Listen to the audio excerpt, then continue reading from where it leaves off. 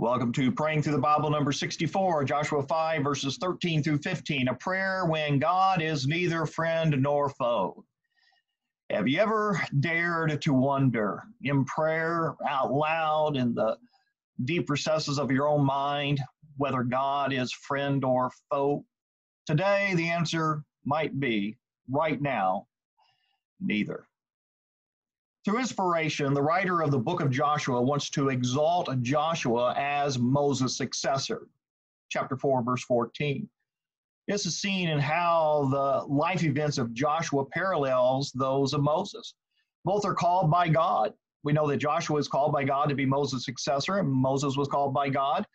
Chapter 1, verse 5, and chapter 4, verse 14. 2, God speaks to both. Chapter 1, verse 1. 3, both send spies. Chapter 2, verse 1.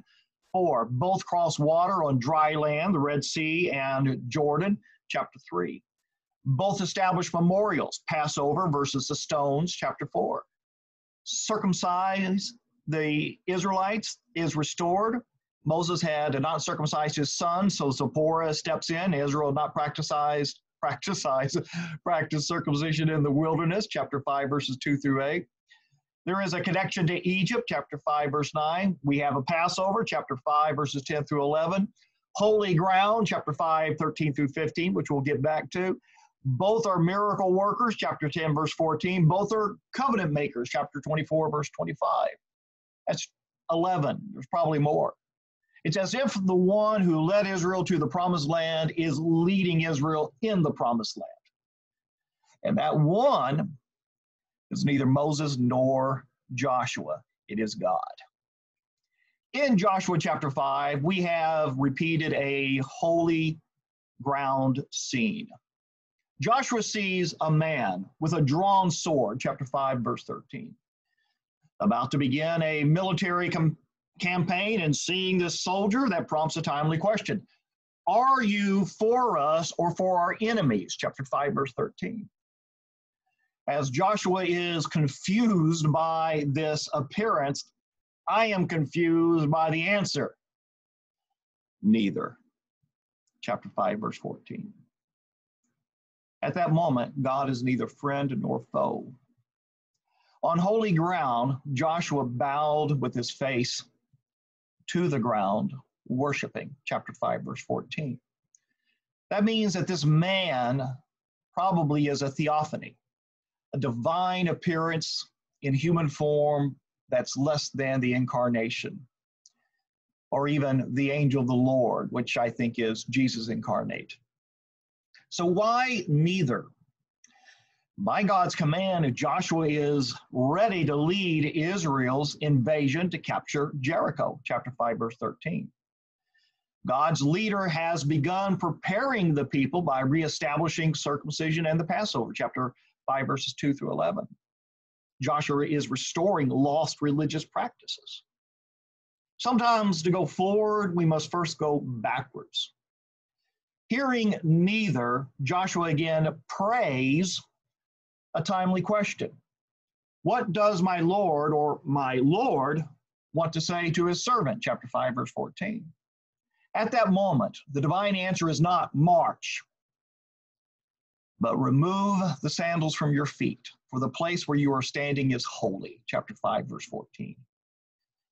And Joshua did so. God's commander says to God's commander, it is not time to battle, but to worship. It is not time to enter the presence of the enemies, but to enter the presence of the Lord.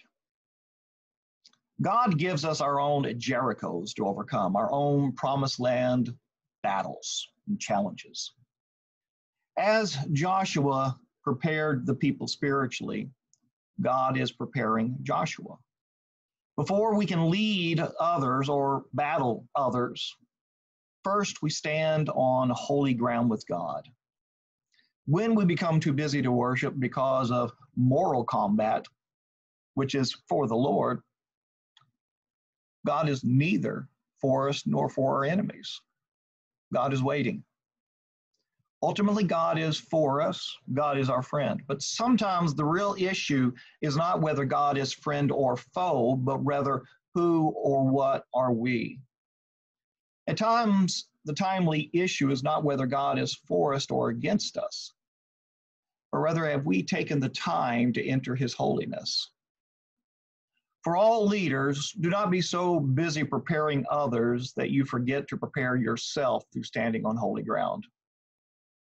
When we think it is time for confrontation, and we ask in prayer if God is on our side or theirs, is God answering neither? Then it's time to take off our shoes, take off the world's worries, and worship the Holy One in holiness. Here's our prayer challenge. We battle every day and need to prepare through obedience and cutting off the reminders of our sinful lives. We need to prepare by entering the presence of God and remembering he is holy. How can we show God's holiness today? One way is start praying.